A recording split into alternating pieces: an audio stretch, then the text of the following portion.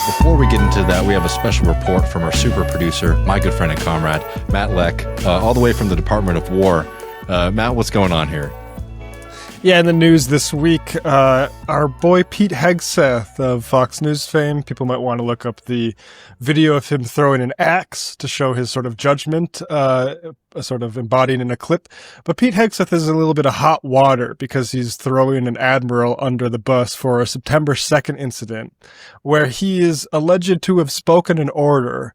And whether he spoke this or it was sort of implicit is sort of less interesting to me, but to kill everyone aboard a boat that they're alleging was smuggling drugs in the Caribbean. This is, of course, I believe the first boat strike. And when two survivors were detected after the first strike, a guy named Admiral Frank M. Bradley is said to have ordered a second strike to comply with Hegseth's directive there.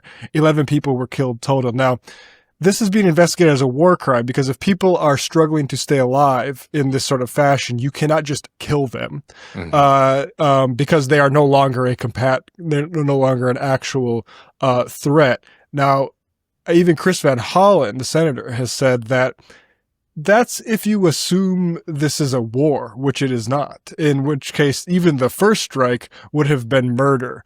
But so Pete Hegseth is saying here, we'll play a clip of him here earlier this week with a very tired Donald Trump. I think he might need a little bit more of whatever they're putting in the top of his hand that's causing that bruising. But here is Pete Hegseth defending himself. And, you know, kind of standing up for the admiral, but also saying, look, I wasn't there, man. White bales are not Christmas gifts from Santa. This is drugs running on motor fast boats or submarines that we've also struck. No one's fishing on a submarine.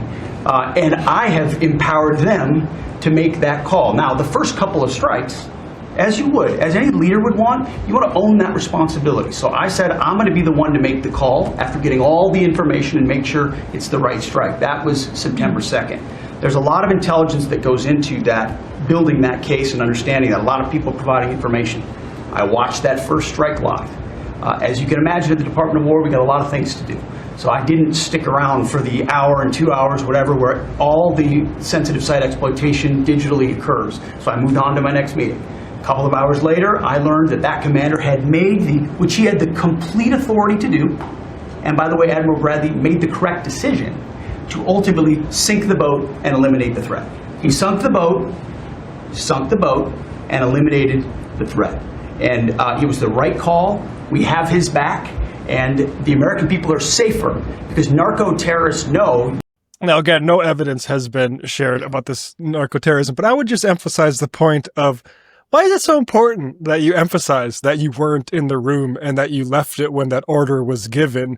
Supposedly with your, I guess, okay, was it your authority, Pete? And if you were still in the room and did see those people in the water, what would your direct order have been? You know, assuming you were not too busy, I don't know, getting an early lunch or something. But I'm curious your feelings on this, David. I mean, what they're doing is absolutely horrendous. And I think the fact that you're seeing Hegseth sweat it so much shows that there's a guilty conscience. And there's a worry that now that this report has come out that they did this double tap strike, that there will be repercussions, and there should be in any functional democracy, frankly.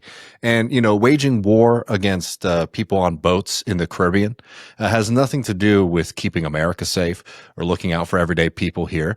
This is everything to do with a kind of strongman vanity project of both Hegseth and Trump. And, I think that it really risks, frankly, creating some division between the Trump administration and members of the military, because you're seeing very clearly here, if you're a member of the military, that Hegseth and the Trump administration will throw you under the bus the second that they think it will give them some kind of protection. Not to mention the fact that they are actively engaging and pushing people to follow illegal orders, which, as you kind of noted before, but it just should be made as explicit as possible. Yes, the whole idea that this is a war zone is laughable in the first place.